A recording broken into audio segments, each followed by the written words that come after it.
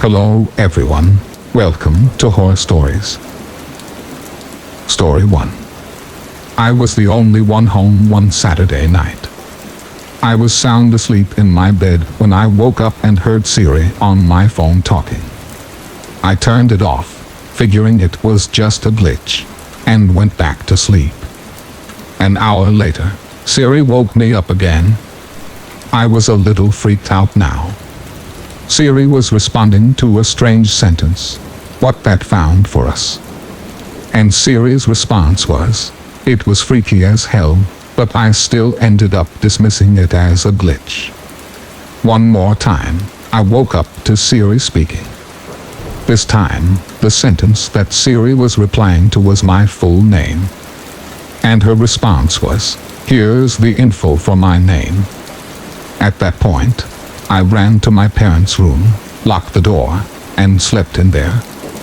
I still have doubts of whether it was really just a glitch.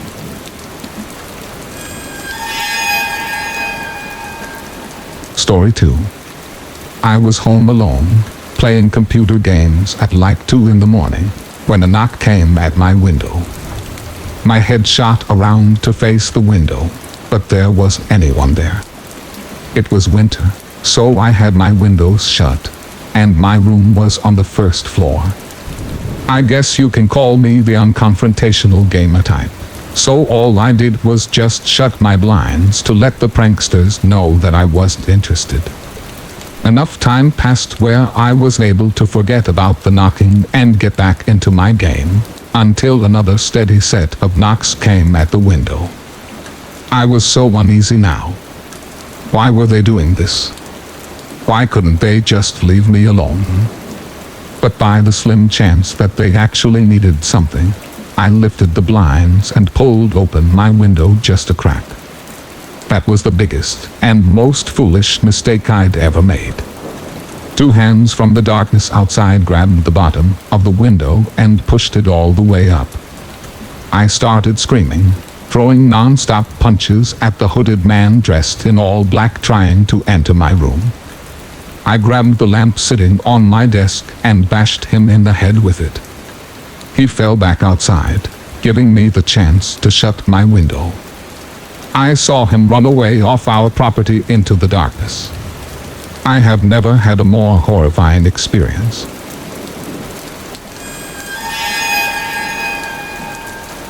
Story 3. I lived way out in the country, like the turn off the paved road kind of country. I heard something crash on the roof and then smash into our metal chimney. For the next hour or so, I could hear it banging from inside the chimney, which should have been impossible since we had covered it for the summer. Then the front door started rattling as if someone was pulling on it, trying to get inside. I peered through the peephole but couldn't see anything. I finally threw open the door, and then everything stopped and went quiet.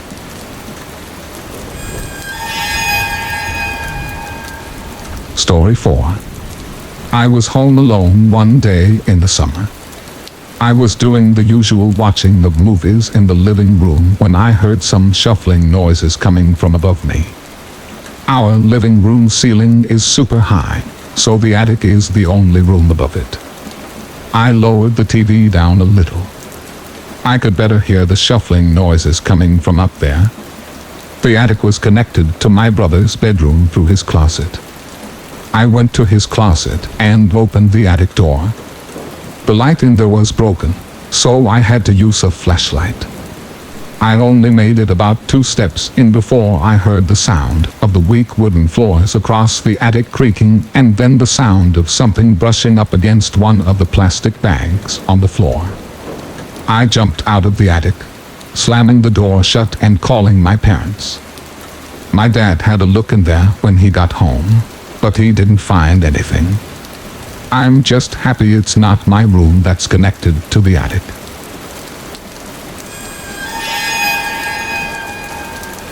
Story 5. Me and my dog Layla were home alone. I had the music turned up loud in my room, and yet I was still able to hear Layla barking like crazy at something. As I was leaving my room and walking downstairs, I heard Layla stomping down the basement stairs, still barking. I followed her, turning the basement light on.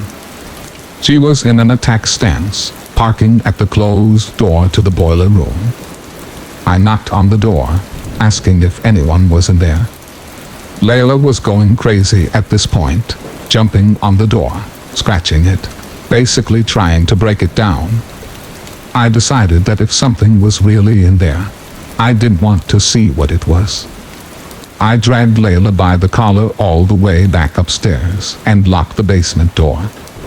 When my dad got home, I made him check the boiler room, but on his way there, he saw that there was a ladder placed on the wall by the basement window, and the window had been smashed open. My dad called the police, sounding worried, but I didn't yet know what was going on. Turned out Layla was barking at an intruder, and that I should consider myself lucky that I didn't open that door.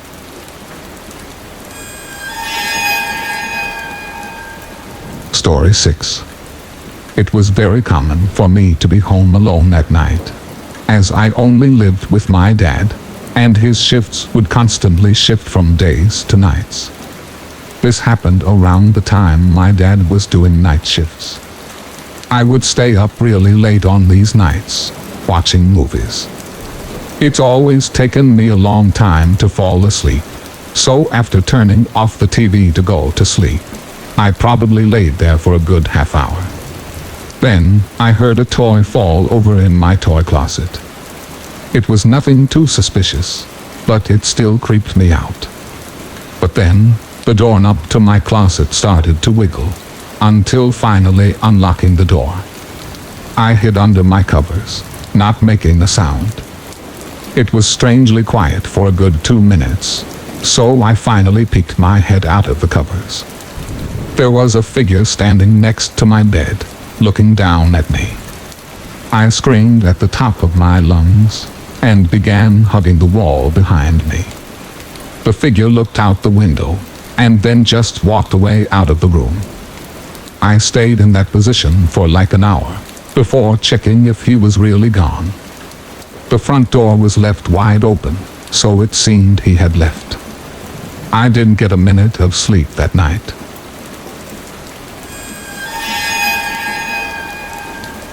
Story 7. This story is from the point of view of a 16-year-old girl. I used to have a boy living next door to me that was obsessed with me. His name was Joey. Every time I would go outside, Joey would come outside as well, as if he were watching me through his windows, waiting for me. He was 17 and very weird, and he didn't seem to have any friends, as he was always home. I tried to give every sign possible that I didn't like this guy, but he wouldn't get the message. So I had to finally just tell him one day that I don't like him, and to leave me alone. The look on his face that day is something that won't leave me. It was the kind of angry look a toddler gives their parents when they can't have a toy. Coming from a 17-year-old, that's much more disturbing. One night, my parents left me to watch the house. I was working on a school project when I felt my bed shift a little bit. I looked under my bed. I screamed as I saw Joey laying under my bed. I ran away while he tried to crawl out from under my bed. I ran to his house and rang the bell at least 10 times, telling his parents about it when they opened the door. Joey never came out of my house, so I called the police. His parents begged me not to, but I ignored them. The police found him still in my room and arrested him. Apparently, he admitted this wasn't the first time he had hid under my bed. They also found pictures of me scattered across his room. The most disturbing one was of me sleeping, and it was taken from inside my room.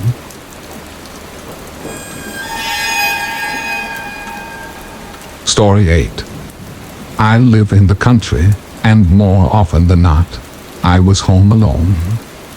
We don't have any neighbors close by, so I would usually just sit in the yard and tan on sunny days. There was this one time that the sun was out strong and I was tanning in our yard when I saw somebody standing in the woods, watching me. I sat up in a position ready to get up and run. Do you need something?" I yelled. The guy walked out from the woods and over to me, telling me that he lives up the hill and was wondering if I could help him out with a broken water pump. I told him that I was about to head out and that I didn't have time. It was a lie, of course, but there was no way I was going with him. He walked off, back into the woods until passing a boulder, and I couldn't see him anymore. I was more creeped out than I had ever been in my life. So with that, I folded my lounge chair up and went inside, being sure to lock all the doors and windows. You would think it ended there, but it didn't. About an hour later, I realized I forgot my sunglasses outside in the grass, so I went back out to get them. I made sure the guy wasn't anywhere in sight before going out there. It took me a little while to finally find my sunglasses, and as I feared, when I looked up, I saw the guy again. This time, though, he wasn't in the woods. He was kind of hiding behind our shed so that only half of his body was visible. I yelled that I was calling the cops and ran back inside to do just that. The cops came and took down my description of the guy. Fortunately, I've never seen him since.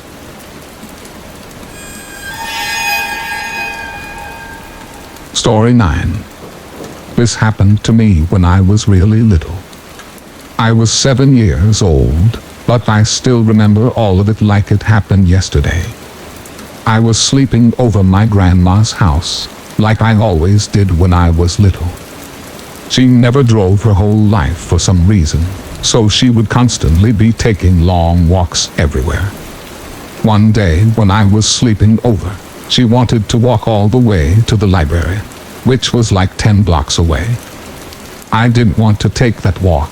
I was a lazy kid, so she went off and told me not to answer the door to anyone.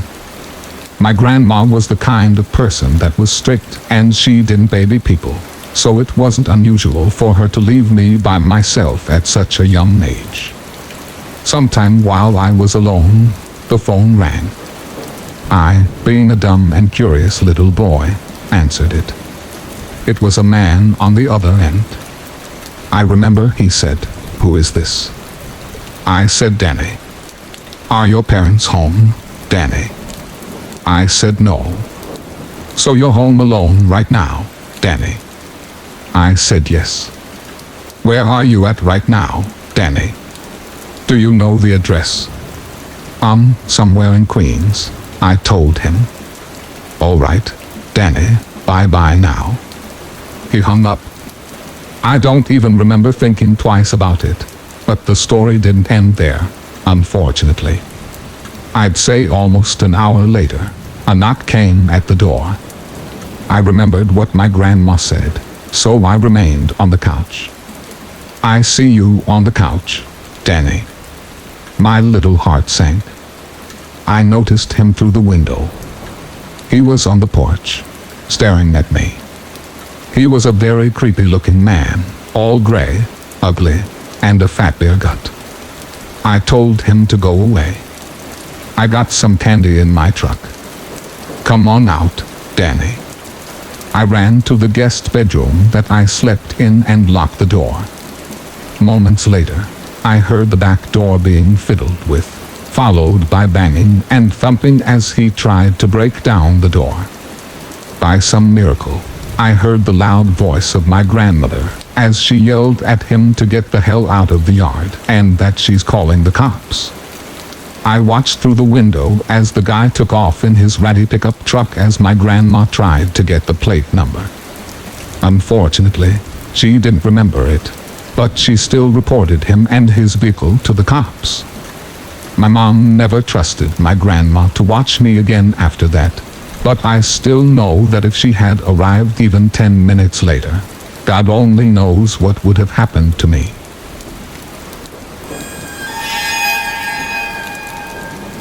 Story 10. I recently moved out, and I already have a horror story to tell. The house I moved into isn't anything impressive. It's just a house that's appropriate for 1 or 2 people. But I'd say right away, I started hearing weird sounds coming from inside the walls. I first heard it in the kitchen and then in the bathroom, but on night 3, I started hearing it in my bedroom. I was sure there was some kind of animal living in my walls. I just had to figure out how to get rid of it. The next morning, I didn't even have enough milk to fill the bowl of cereal. I couldn't believe I hadn't realized I needed more milk. In fact, I seemed to be eating up all of my food pretty fast. I woke up in the middle of that night to the sound of breathing. Not my breathing. It sounded just like the breathing of a person. I flipped the lamp on, and it stopped. I chalked it up as my mind playing tricks on me after waking up. The next day was really hot, so I turned on the AC. For the first time, I checked every single vent, and some of them weren't blowing any air. One of them being the vent right next to my bed. I peered through the vent with a flashlight. It was even a duct behind the vent. It was just the inside of the wall. It seemed that whatever air duct was in there had been removed. Unfortunately, I didn't look into the air conditioning system while buying the house, so I didn't know about this. That night, I had to sleep in the heat with no way. So I was up pretty late, constantly rolling around and flipping the pillow over. Then, I eventually started to hear the breathing again. But this time, I was fully awake. I knew it was real this time. It was coming to my left. I looked to my left at the air vent. The sound was surely coming from in there. I grabbed the flashlight again and shined it in through the vent. I dropped it and screamed. There was someone's face peering through the cracks of the vents. The first thing I saw were their eyes, open wide and glowing. I screamed all the way down and out the house. I soon found out there was a crazy, dangerous homeless man living in my walls, and he had been eating my food ever since I moved in. Thank you for listening, and I wish you good health. Don't forget to subscribe to the channel to support us. Thank you very much.